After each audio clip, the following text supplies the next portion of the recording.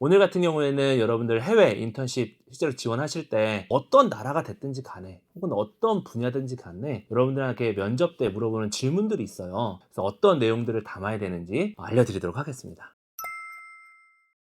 네, 우선 자기소개 관련해서는 영어로 당연히 준비를 하는 건 준비하는 건데 시간은 보통 1분에서 1분 30초 정도 말씀하시면 좋을 것 같고, 요새는 챗 GPT도 있고 자기소개를 위한 다양한 스크립트가 존재하기 때문에 처음부터 여러분들이 한글로 써가지고 구글 번역기를 돌리기보다는 이미 잘 정제되어 있는 표현들이 있는 그런 오픽 책에도 나와 있고요. 이런 내용들을 좀 내 걸로 잘 숙지하셔가지고 준비를 하시면 좋을 것 같고요. 자기소개서는 기본적으로 첫 번째 질문이기 때문에 다른 질문들보다도 조금 더 준비를 잘 해주시면 좋을 것 같고, 준비를 잘 한다는 얘기는 쉽게 얘기해서 더 잘 외워놓는다고 생각하시면 더 편할 것 같아요. 예전의 영어 실력, 내가 어제까지 어떻게 영어를 해왔는지는 별로 중요한 게 아니에요. 정제되어 있는 표현을 지금부터 잘 외웠냐, 잘 숙지했냐, 이게 더 중요한 겁니다. 그리고 우리나라 학생들이 자기소개서 할 때 굳이 하지 않아도 되는데 영어로 꼭 하는 게 있어요. 바로 나이에 관한 얘기입니다. 자기 이름 이야기하고 꼭 자기 나이가 몇 살인지 이야기를 하는데,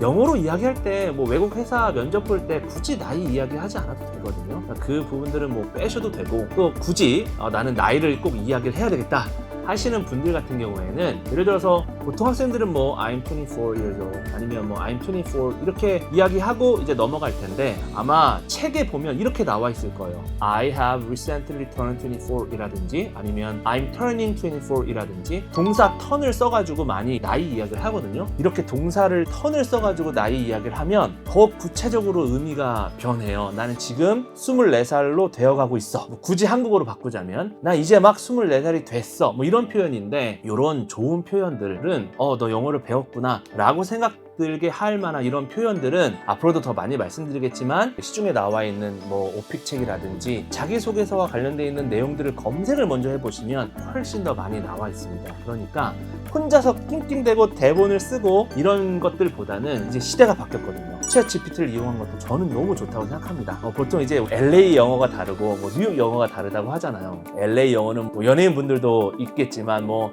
Hey, what's up? 뭐 이렇게 많이 막 얘기하기도 하는데, 면접은 내가 영어를 얼마나 잘하는지도 물론 중요하지만 이처럼 이렇게 드레스 셔츠 입고 정제되어 있는 그런 자리이다 보니까 어느 정도는 정답이 좀 정해져 있어요. 그래서 아무리 서부 쪽에서 영어를 편하게 하셨던 분들이라고 하더라도 Hey, what's up? 이렇게 절대 영어는 인사말을 하지 않을 거예요. 면접 볼 때는 당연히. 그러니까 여러분들도 내가 영어를 어떻게 하지라는 생각보다는 이미 잘 나와 있는 그런 표현들이나 스크립트들을 먼저 외워 놓으시고 잘 숙지를 해 놓으시고 면접에 들어가시는 것이 영어 면접 볼 때 어떤 분야를 막론하고 첫 번째 단계라고 말씀드리고 싶어요.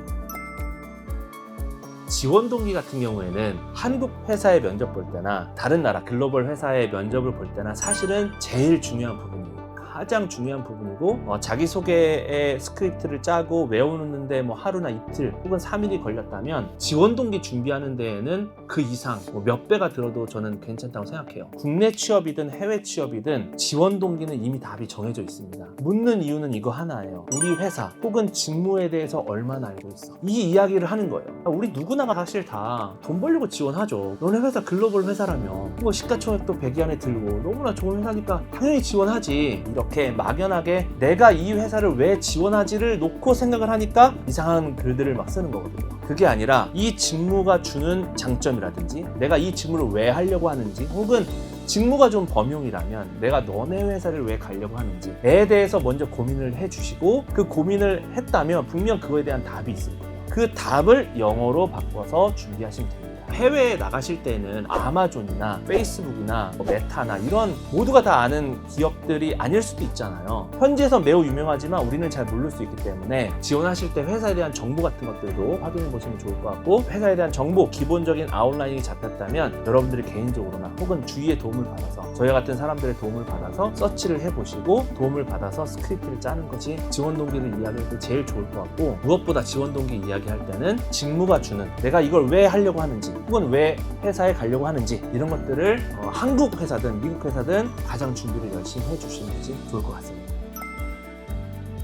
다음 영상이나 앞으로 우리 채널에 국내 취업 관련돼 있는 내용들도 담고 싶은데 미리 말씀을 드리자면 뭐 성격의 장단점 이런 거 이제 쓰라고 하잖아요. 이 질문 또한 사실 답이 정해져 있어요. 여러분들에게 묻는 장점, 단점 뭐 이런 것들은 이미 회사가 듣고 싶어하는 답이 정해져 있어요. 우선 우리가 성격을 이야기할 때 하나가 아니잖아요. 저는 사람 만나는 걸 좋아하지만 그렇다고 해서 제가 24시간 365일 사람 만나는 걸 좋아하진 않거든요. 내 성격을 먼저 두고 성격의 장점을 쓰면 이걸 써야 되나? 저걸 써야 되나? 헷갈리실 수가 있는데 성격의 장단점 쓸 때나 혹은 한국 회사든 미국 회사든 말할 때 제일 중요한 건 직무가 주는 성격적 특질들이 있습니다. 예를 들어서 영업직을 지원하는데 내성적이라고 말하면 당연히 안 되겠죠. 성격이 주는 특질들이 있다고요. 그 직무가 주는 성격적 특질. 그러니까 이것들을 먼저 파악을 해보셔야 될 것 같아요. 그래서 그 중에 내가 가지고 있는 다양한 성격적 특질들 중에 이 직무가 주는 성격적 특질이 이런 것들을 요구하는 것 같은데 이 점은 내 성격과 아주 잘 맞다. 이런 식으로 스크립트를 구성해서 말씀하시는 걸 한국 회사나 미국 회사나 다 원하고 그렇게 준비를 해야 합니다. 사실 회사가 여러분들의 단점이 뭔지 장점이 뭔지는 관심이 없어요. 실제 여러분들이 누군지는 별로 관심이 없거든요. 그럼 그 회사가 뭐는 관심이 있어요. 여러분들이 일을 잘 할지 말지는 관심이 있거든요. 그래서 단점을 이야기할 때도 실제 내 단점을 쓰는 게 아니고 업무가 주는 성격적 특질들 중에 내가 가지고 있지 않은 혹은 내가 지금은 부족하지만 이런 것들을 잘 보완하고 있고 보완하고 있는 이 과정이 우리 회사에서 일할 때는 당연히 발현이 돼서 나의 단점 또한 극복하는 계기가 되겠다. 이런 식으로 이제 스크립트를 짜서 말씀하시는 것이 정답입니다. 이미 정답이 정해져 있는 질문들이에요.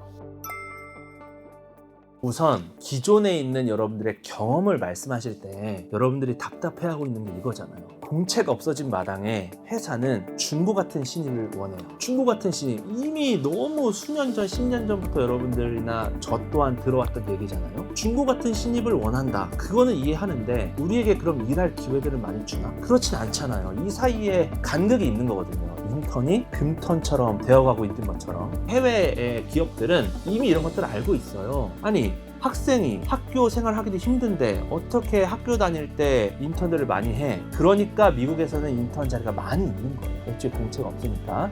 여러분들이 해외 기업의 인턴을 쓰실 때에는 기존의 경험들 어떤 거든 괜찮습니다. 파트타임도 괜찮고 아르바이트도 괜찮고 학회 했던 거 아니면 뭐 동아리 했던 거 하다못해 교수님과 프로젝트 했던 것들 쓰셔도 되고요. 학업과는 관련이 없지만 친구들이랑 뭔가 마케팅이 됐든 아니면 뭐 공모전이 됐든 외부 다양한 경험들을 다 써도 되는데 실제로 내가 했던 그 다양한 업무들 중에 조금이라도 이 회사와 관련이 있거나 조금이라도 이 업무와 관련이 있다면 쓰는 거예요. 자기소개와 관련되어 있는 전반적인 내용을 한국 회사든 미국 회사든 지원하실 때 말하거나 쓰실 때에는 진짜 나를 소개한다기보단 내가 이 일을 왜 잘할 수 있나, 내가 이 회사에서 왜 잘 적응할 수 있나 이런 것들을 설득하는 자리라고 생각하시면 좋을 것 같습니다. 기존의 이력사항을 말씀하실 때에도 이미 답은 정해져 있어요. 내가 다양한 업무들이나 혹은 다양한 활동들을 해온 분들이라면 아마 하고 싶은 말들이 너무나 많아서 이걸 쓸까 저걸 쓸까 고민을 할 거예요. 이런 분들에게는 조언을 드리자면 그나마 조금이라도 업무와 맞는 거, 이 회사와 맞는 거 이런 것들을 써주시길 부탁을 드리고 만약에 저는 파트타임이나 아르바이트는 좀 해봤는데 다양한 경험들을 한 것이 없어요. 이렇게 말씀하시는 분들이 사실 대부분일 텐데 이분들에게도 조언을 꼭 드리자면 파트타임도 괜찮다. 왜냐면 이거는 단순히 내가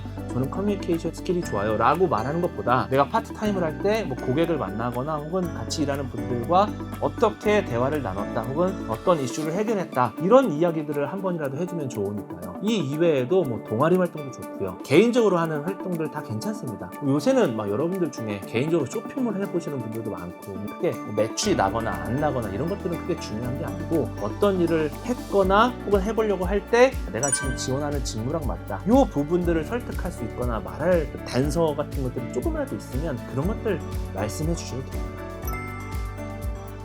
결론적으로 말하자면 여러분들이 영어로 면접을 보신다고 했을 때 내가 영어를 어떻게 해야 되지? 내가 영어를 잘 못하는데 이렇게 고민하시는 분들이 많을 거예요. 그런데 실제로 제가 학생들이랑 상담하거나 여러분들에게 이야기를 나눠보면 영어는 크게 문제가 아닙니다. 정말 큰 문제는 아무런 일을 하지 않거나 정말 학교 생활만 열심히 수업만 열심히 들었던 학생분들이 일과 관련되는 접점을 찾기가 더 어렵기 때문에 내가 아무런 활동도 하지 않는 것이 오히려 더 문제이지 그것을 영어로 표현하거나 말하는 건 너무나 세상에 지금 많은 도구들도 있고 도와주실 프로그램도 많고 너무나 많아요. 그러니까 오히려 영어보다는 내가 살면서 어떤 일을 해왔고 이 직무랑 뭐가 맞는지 이게 더 좋은 내용 같아요. 오늘 영어에 대한 이야기 그리고 자기소개와 관련되어 있는 이야기들을 말씀드렸습니다. 뭐 더 깊게 이야기하고 싶은 것들이 있는데 앞으로 내용 잘 담아가지고 여러분들한테 보여드리도록 하겠습니다. 구독과 좋아요 많은 성원 부탁드립니다. 감사합니다.